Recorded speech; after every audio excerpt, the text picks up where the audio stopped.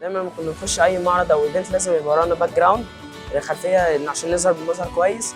فاحنا كنا معانا حاجتين، نحط البوب اب او الباك دروب. الباك دروب كان بيبقى فيه مشاكل ان احنا دايما خشب لازم حد يركبه، بيكلفنا فلوس كتير. وعندنا حاجه تانية اللي هي البوب اب. البوب اب كان لازم حد يركبه وبياخد وقت كبير عشان حد يركبه، بيبقى فيه مشاكل ان الكلام مش بقى متناسق مع بعضه، فدايما لما الكلمه مش هتبان كويسه فده العميل مش هيبقى مبسوط بحاجه زي كده. احنا كنا بنشتغل على حل المشاكل دي وطلعنا حاجه اسمها الستاند فابريك. الستاند فابريك ده بيبقى عباره عن حديد بنركبه او معدن، كله بيتركب في بعض عشان يطلع شكل معين، وبنركب له قماشه في الاخر عشان يطلع الشكل النهائي اللي احنا عايزينه.